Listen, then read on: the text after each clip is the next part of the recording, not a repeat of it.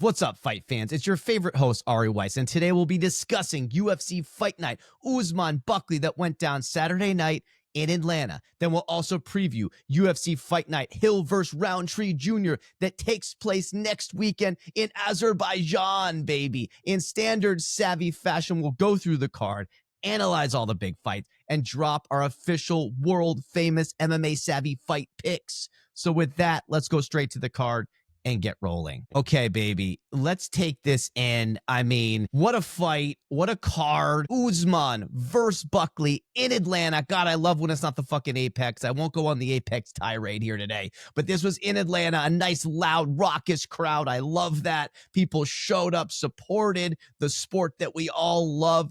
And this was a great fight, and it ended up being better than I thought. And it gave me those feelings, and Richie Boy texted me the feelings of Volkanovski. Usman somehow did it for the old guard, baby, one last time. And I couldn't be more pumped up, which is funny because I never was an Usman guy back in the day. But people, you know, through their career have different ways to get to Wally's heart. And I think I'm kind of becoming an Usman guy now after all these years.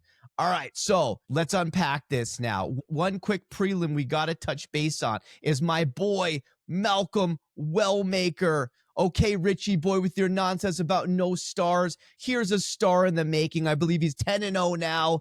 2 straight unbelievable wins. He knocked out Simon, Nico's boy, that South African guy, and then Moitino, who has got a great chin. I mean, it took O'Malley 3 rounds to get this guy out of there. And boom, Wellmaker looks like he has the goods. He could be a future star.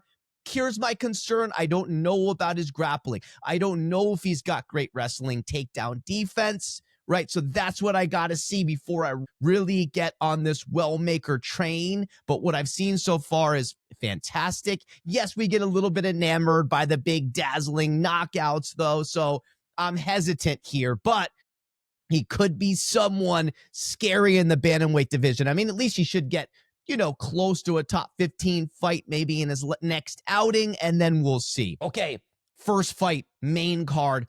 Manyfield versus C. God, I actually love that this occurred too. We all know that C was a minus 700 favorite, and Richie Boy and Wally got swayed by Vegas, and we took C. Nico had the balls, he had the cojones to take Manyfield, number 15 in the world, great heavy hands. I've always liked Manyfield.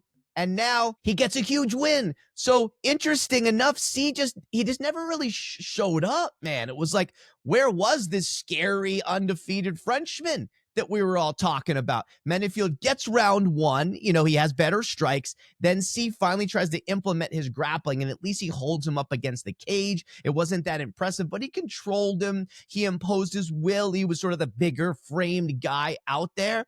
And then Manyfield just jabs his way to victory in the 3rd round. C, again, doesn't go for grappling. He barely strikes. I don't know if he got shell-shocked, if he got really tired, if the lights, the magic, the crowd was just too much for him. He just sort of folded. I was like, what happened here? He didn't even really go for anything. A bit surprising, a bit disappointing, especially when he was that much of a favorite. But at the same time, I love that Manyfield did it because he's our guy. Number 15 in the world, keeps his ranking, and now he's got a couple wins in a row. He stays relevant. That was a big win for him to sort of, you know, dispatch of this new young gun. Big win there. Nico, oh, and this is big for Nico, baby. He finally gets a fight back on Wally to start the night. Okay. And some madness ensues, obviously. Mansour Abdul Malik versus Cody Brundage. This was supposed to be carnage. It was supposed to be a war. Interestingly enough, the first couple rounds, not that much happened. I think Abdul Malik barely squeaked them. And then you get in the 3rd round, and all of a sudden they start throwing, and it was a melee, and it was craziness. Wild hands going everywhere. Brundage was actually in the fight. Abdul Malik was probably getting the better of it, but barely. A couple exchanges occurred, and then the weird thing happened. Abdul Malik goes in for a knee that lands, but then as he comes back up from that, it was a huge headbutt clash. You could almost not see it right away in real time, and it just looked like the knee and a couple punches had landed and Brundage was out of there. Then they were like, wait, let's look at the replay, and I was like, what the fuck's going on here? And then you see the head clash. So because it was a head clash, which is an illegal strike, but it was unintentional, right? So then what they did, which I thought was fair, was then you go to the judges' scorecards and then you see who was up in the fight up to that point, right? Because enough of the fight had gone, so it couldn't have just been a disqualification or a no contest or something like that, right? So Abdul Malik gets the unanimous after all that craziness, and he still deserved it, right? And it wasn't his fault that the heads clashed, but you also feel bad for Brundage when they're on that side of it because maybe he still could have been in the fight. Anyway, Abdul Malik 3 straight, someone to watch out for in the #1 division in the world middleweight. Okay, Garbrandt, Barcelos, big fight here. Love this fight. Barcelos, our boy, we picked him. Nico had the balls to take Garbrandt, right? You know, the ex-champ, he had kind of gone up and down since he's come back. Was he going to have enough tonight? And I thought, and so did Richie, that Barcelos would have a strong enough game where he's got the grappling, he's got the hands, he's more well-rounded. And the first round, he couldn't get the takedowns, and I think Garbrandt maybe squeaked it. But Barcelos, he kept going after it and just showed strength and heart and takedowns and great hands. And he slowly wore Garbrandt down. And I think he gets 2. I think he gets 3. And he does enough. And it was really a great war near the end. Hats off to Barcelos because now he's beaten Talbot and Garbrandt, both highly touted guys, one a new rising superstar and one an ex-champ. And so now he moves on. Maybe he's getting close to the top 15. You know, he's a little older, but he might be able to make waves and at least get in the top 15. And then Garbrandt on the other end, you're kind of like, all right, maybe this comeback, does it go as far as this? If he can't beat guys outside of the top 15, how does he ever get back to a title or in the top 10, the top 5? So, I mean, he's still, you know, he was game. He maybe gets another fight or so, but at this point, is the Cody no love story over? Okay, Shabazian, Petrosky, big fight. Shabazian was the favorite. Nico had him. Rich and I had the balls to take Petrosky, and it didn't come through for us, baby. It was weird. It was like, where was he in this fight? He went for a takedown early, got stuffed in the first round, and then kind of never really aggressively kept going for them, which was a big mistake. And he let Shabazian outstrike him for 3 rounds. I mean, he tried to throw here or there, but he was much slower. He's not precise. He didn't have the accuracy like Shabazian. And Shabazian just looked great in there. He's getting better and better. He's now won 3 of his last 4 fights, and he was able just to pepper him. He was able to just pretty much dictate the entire fight. Very disappointing for Petrosky because he had won 3 straight. And then when you're down, why don't you go for broke and throw more and just keep grabbing singles? Go for something, change levels. And he kind of just like almost sort of just gave the fight away. It was also a bit odd. I'm like, well, what are you here for, man? I mean, I love the guy, but it was sort of like he just let the fight, you know, maybe he got tired. It's easy for us to say watching from the couch what's really going in the mind of the fighters, but it was sort of like, what's going on here? Are we trying to win this fight? Shabazian, big win, though. I'm sure Petrosky will probably be back at some point, but the big story was Shabazian. Now, listen, he might be a guy that's now hovering outside of that top 15. I like Shabazian right now going forward. All right, but either way, Nico hits that. He gets another fight back on us, and it looked like Nico was about to have this monumental night. And then Namajunas, Maverick, co-main event. I wasn't that excited about this fight because remember in the pre-fight analysis, I was kind of saying, am I done with this Rose experiment at 125, right? And I wasn't that excited, but it was a 7 versus 11 in the world. And, you know, this ended up being a really good scrap.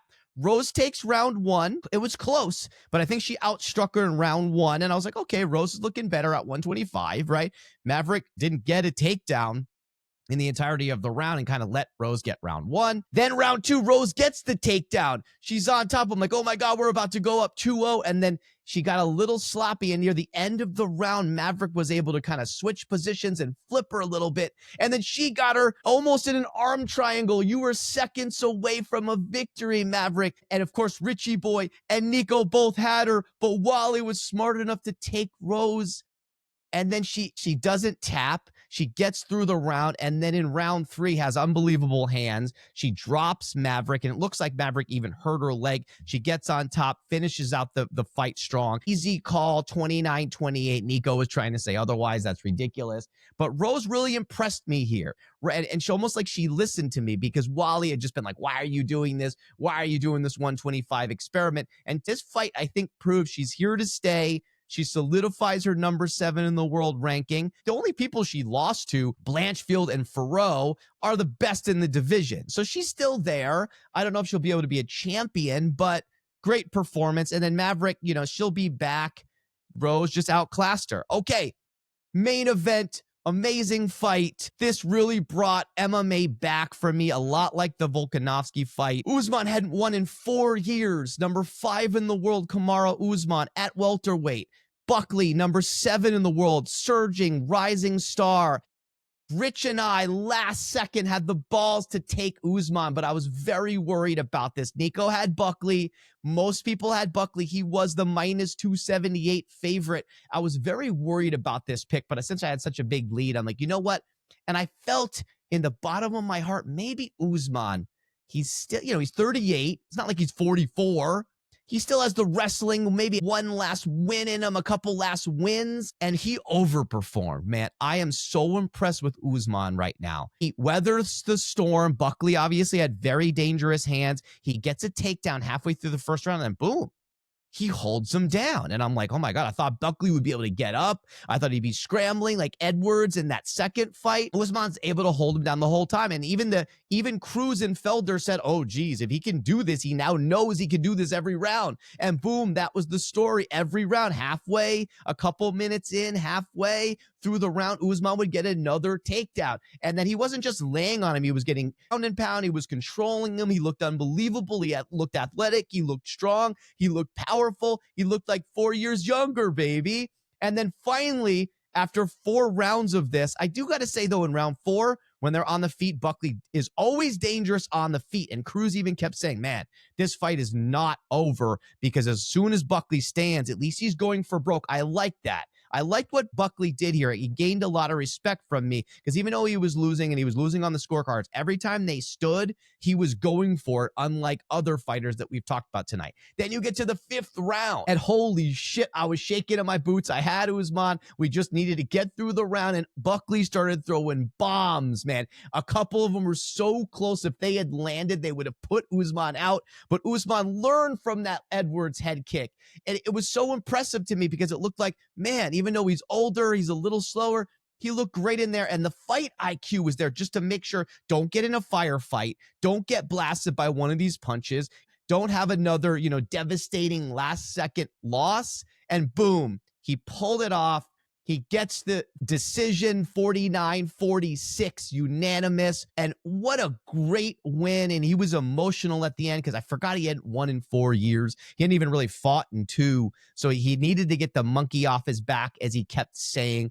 Unbelievable performance. I'm so impressed with Usman. He looks like he's refreshed, like he's not even older, like he's ready for a major title run. And so speaking of that, he then calls out all the guys afterwards. He's going to get a big fight. I don't know about a title shot right away, right? Because you got to deal with Jack Della and Islam and Sean Brady and Ian Gary and Muhammad still all there. So I think Usman is going to have to get one of those guys. I think he still needs one more win in my eyes. And then he's right back there. If he can maybe go beat a Muhammad while the other guys are fighting, because there's rumors it's going to be Brady Gary while Islam fights JDM.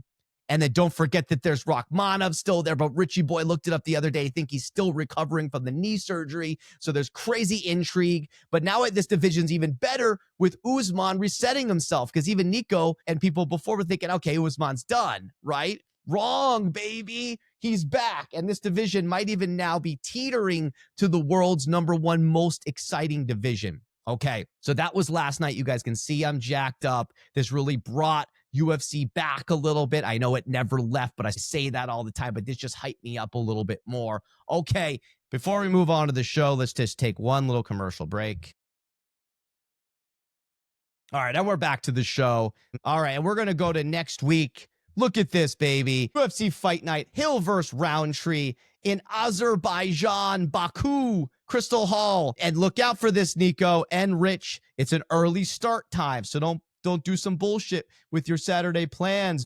3 p.m. Eastern, 12 Pacific, okay? So very excited about this. Great matchup, really high-level matchup at the light heavyweight division. Let's break this sucker down. One thing I'll say is 2 fight nights in a row out of the Apex. I'm pumped, and I love the international card. Let's keep growing the sport. I love the international fans. I love the crowds. It's going to be melee there because they don't get the fights like us. They're not spoiled like us, so when they do, they go nuts. All right, let's break this down. I'm going to rapid fire through this. We got Muhammad Naimov versus Bogdan Grad, a featherweight fight. Naimov is the minus 225. Nico and Richie Boy both taking Grad, the Austrian, okay? And he's coming off a win, but so is Naimov. I got to hold the fort and take the favorite here. They're both going for the underdog, and I'm going to go against them, and I'm taking Naimov. You know, that's it. We're going to move on. Boom, first fight, Wally versus Rich and Nico. Then we up the stakes. I love this Sadikov-Mota fight. Nazim hasn't even lost since he's been in the UFC. He's got like 4 wins and 1 draw. Mota's coming off 2 straight wins. This is going to be a war at lightweight. I love both guys. I'm a little bit torn, but we're all being swayed by the minus 395 Sadikov. And it's in his backyard, baby. He's the hometown kid of Azerbaijan. All 3 savvy bros are taking Sadikov, okay? Move on here. That's going to be a great fight. Then we got Oralbai. He's a great wrestler. He lost his last one, but it was really close. And the one before, I remember his wrestling is top-notch against Musayev, who is another hometown guy. We don't know that much about him. Oralbai, let's just check this out. Oralbai is a minus 170, and I'm familiar with him. He's got unbelievable grappling from Kyrgyzstan, another guy from this area of the world with the unbelievable wrestling. So we're all taking Oralbai because we're all a little bit unfamiliar with Musayev.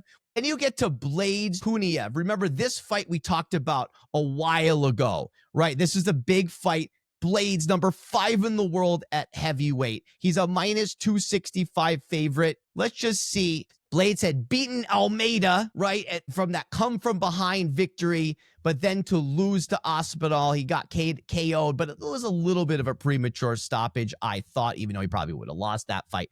Either way, he's been sitting there a long time. Kuniev was the champ of Eagle FC Khabib's league. And then he came in and he's been taking the guys out on the Contender Series. So he's a scary Russian, but we just don't know him enough. I haven't seen him enough to trust him. So all the savvy faithful were all taking Blades, even though that's another scary one. I almost don't love that Blades is doing this because I'm like, bro, you're being so risky with your ranking. Like, what are you thinking here? Taking on this guy. He probably couldn't get another booking, and he needs to reset himself after that loss to Aspinall. You know, maybe this is a new highly touted guy. Okay, Fiziev, Bahamondes, co-main event. Fiziev, number 11 in the world. Nico's boy was the scariest striker in the division just about a year ago until those losses to Gaethje. Bahamondes, new rising young kid superstar, 3 straight wins. Fiziev, right now, it is even. Oh, it's basically a pick'em. They're both minus 113. Richie Boy and Nico taking Fiziev, and guess what? Wally's got the balls. He's got the cojones to take Bahamondes against them because he's riding a 3-fight win streak. And Fiziev, yes, he's still great, but he's lost those 2 to Gaethje. His mystique, sort of invincibility, the aura's kind of been lifted. So until I see a win, I don't know if I can trust him. And Bahamondes, he beat Torres and he beat Turner, so maybe it's his time. But at the same time, Fiziev, hometown guy of Azerbaijan, so I am a little worried about that pick. But since I have such a big lead, I'm going with Bahamondes. And then we get to the main event.